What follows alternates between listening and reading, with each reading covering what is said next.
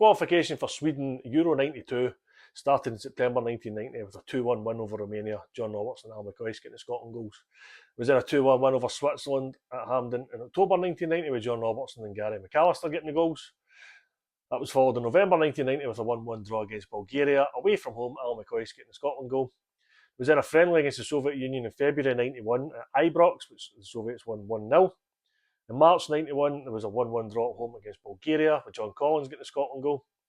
May 91 saw a 2-0 win over San Marino away from home, Gordon Strachan and Gordon Durie getting the goals. A 2-2 draw away to Switzerland followed in September 91 with Gordon Durie and Al McCoist getting those goals. October 91 saw a 1-0 defeat away to Romania.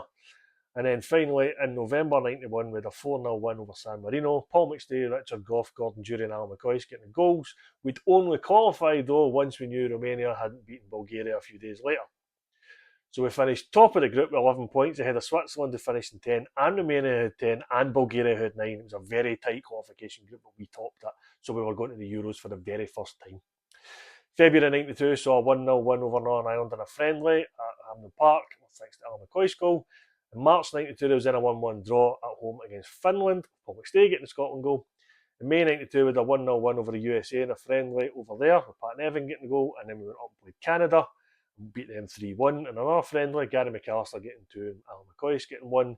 And finally, in June 92, just before the championship started, with a goalless draw in a friendly away to Norway. So, the 12th of June 92 was Scotland's first appearance at Euro finals, and we played the Netherlands, who were the reigning champions, and they beat us 1-0 in Gothenburg.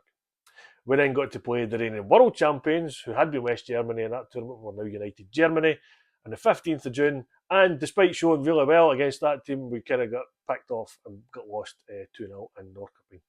So, they were already out by the time the third game came round, unfortunately. But on the 18th of June 1992, Scotland beat what was left of the Soviet Union by this point. They were called the Commonwealth of Independent States.